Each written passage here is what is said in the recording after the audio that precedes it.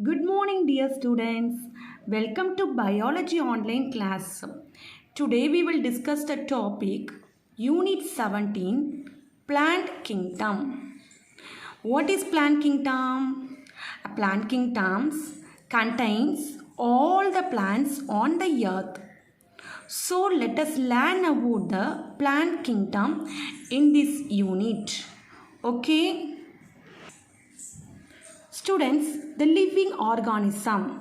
What is living organism? Living organism means organisms that have a life. Here the plants, animals are called as living organism. So the living organism found on the earth differ means different in their structure. Structure means their appearance is different. Their habit, behavior is different. Habitat, their living place, their home is different. Then mode of nutrition. Nutrition means their feeding habit, food habit is different. And physiology. Physiology means their body function. Their function is different.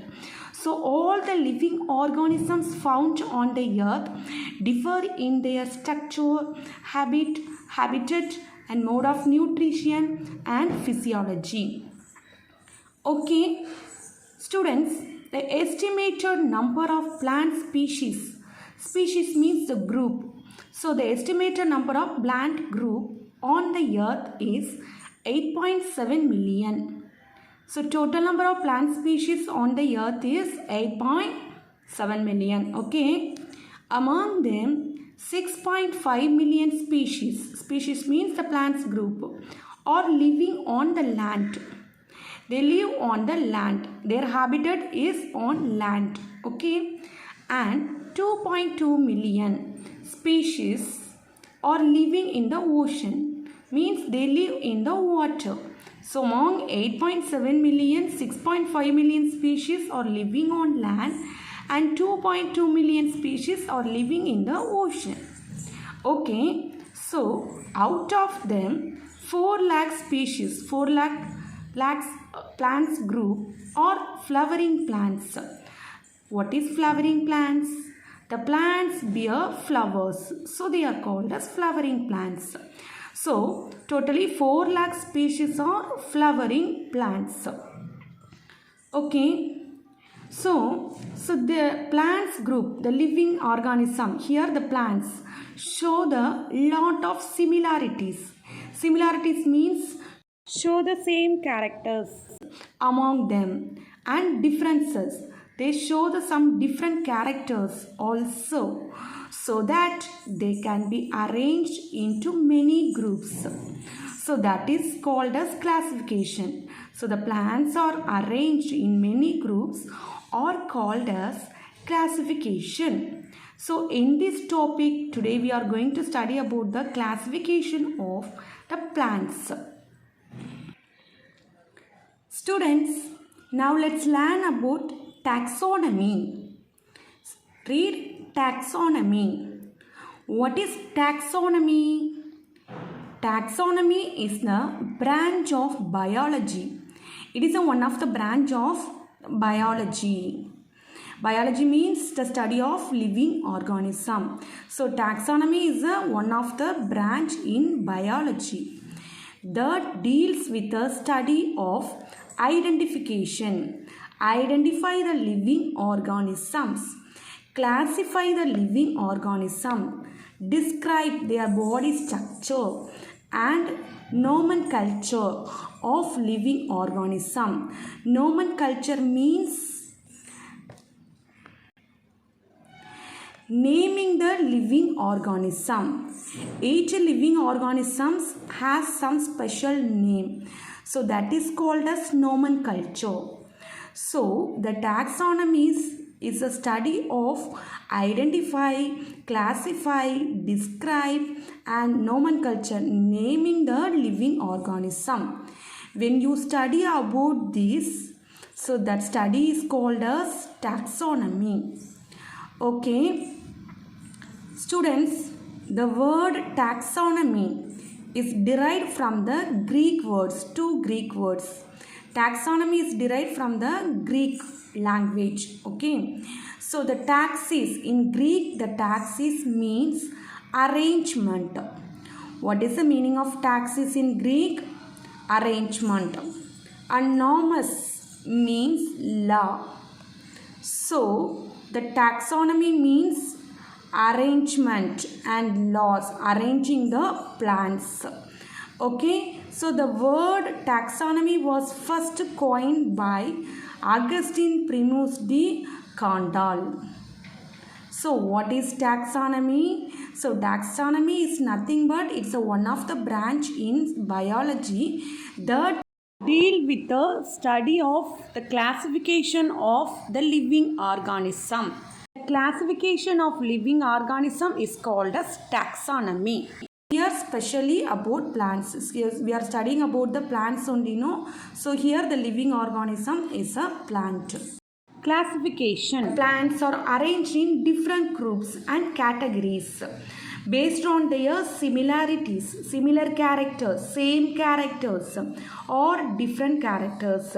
So same characters of plants are arranged in one groups and different characters of plants are arranged in another groups.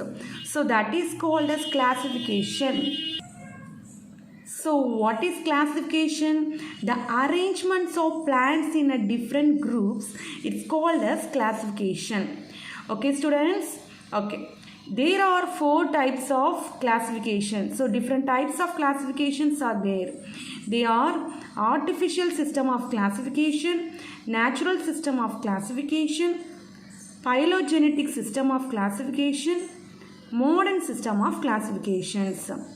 So the scientists used so many system of classification for arranging the plants in a different groups or different categories. Okay, so now let's learn about only the artificial system of classification and natural system of classification. Okay, first one is artificial system of classification. What is that artificial system? It is a earliest system, means it's the oldest one. It's the earliest system of classification in plants. So in olden days they used this type of the classification. So here the plants are classified on the basis of one or few morphological character. Morphological character means their body appearance, body characters. Okay, so the most famous artificial system of classification is Linnaeus classification, because he introduced this artificial system of classification. So the Carolus Linnaeus, his full name is Carolus Linnaeus. So in his book Species Plantarum, so he wrote the book The Species Plantarum. Plantarum means about the plants. Okay, so he wrote the book Species Plantarum. In his book he classified the plants on the basis of one or few morphological character, means their body character. So based on their body characters, body appearance, he classified the plants. Okay, so this system is called as artificial system of classification. Students, the next one is natural system of classification.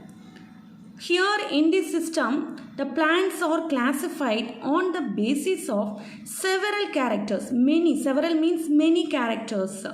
Here the scientists Bentham and Hooker's classification is an examples of natural system of classification. So the scientists Bentham and Hooker introduced this classification. Okay, so this system of classification is based on the morphological, means the body appearance, and also based on the reproductive characters, the reproductive characters of the seed producing plants. Okay, the Bentham and Hooker published their natural system of classification in their book. They written the book named General Plantarum. So this book have 3 volumes. In this book they introduce about this natural system of classification. So in this classification, they classified the plants based on their morphological and reproductive characters. Morphological character means their body appearance and their reproductive characters. Okay. Students, now let's learn about one of the plant group in the plant kingdom, algae. In plural it is called as algae, but in singular it is called as alga. Algae is a Latin word. It means seaweeds. Generally it's called as a seaweeds. They are chlorophyll bearing, very simple and primitive plants. Primitive means not well developed plants. So they have a chlorophyll. So they can able to prepare their own food with the help of the chlorophyll. So algae are autotrophs. Auto means self. Trophs means nutrition. So autotrophs means they can able to prepare their own food. So they are called as autotrophic organisms. Okay. Algae belongs to Thallophyta group in the plant kingdom, and the plant body of algae is called as thallus. So the plant body of algae is called as thallus. Okay, so the algae plant body is not differentiated into root, stem and leaf like a plant, because the algae are very primitive organism, means not well developed organism. So they are not differentiated into root, stem and leaf. So the body is not differentiated into this. Okay. See students, the most of the algae are living in the aquatic region. Aquatic means water. So they live in the water. So they maybe live in the fresh water like pond, pools, rivers, okay, or maybe in the marine water, means in the ocean. See here, this is a different varieties of algae.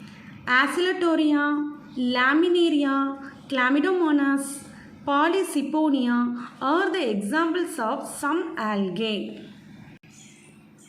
Students, now let's learn about the economic importance of algae. Economic importance means uses, how the algae are used economically. Let's see now. Food. Some algae are used as a food for the people in Japan, England and also in India. Okay, example alga, spirulina, chlorella. So these algae are used as a food for the human beings, and some algae are used as a food for domestic animals. They are used as a food for animals. Example, Laminaria ascophyllum. So these algae are used as a food for the domestic animals. Okay. The next uses is agriculture. Some of the blue-green algae are essential for the fixing the atmospheric nitrogen into the soil. So some algae that fix the atmospheric nitrogen. The nitrogen present in the air, no? So that is called as atmospheric nitrogen. So they fix the atmospheric nitrogen in the soil, which increasing the fertility, means the quality of the soil. Example, Nostoc and Anabaena. So these algae fix the atmospheric nitrogen in the soil and also enrich the fertility of the soil. Okay. Next, agar-agar. Agar-agar is a substance which is extracted from the red algae, namely Gelidium and Gracilaria. So these algae are used to prepare the substance agar-agar, which is used to prepare the growth medium in the laboratories. Laboratories means in lab. So the Gelidium and Gracilaria used to prepare the growth medium agar-agar. The growth medium is a liquid or like a gel. It promotes the growth of some microorganism in the laboratory. So it acts as the growth medium. Next, iodine. The iodine is extracted from the brown algae like laminaria. Next, the chlorella pyrenoidasa is used in space travel to get rid of CO2 means carbon dioxide and to decompose the human waste, to degrade the human waste and also to remove the carbon dioxide. This algae is used in space. So these are the economic importance of algae.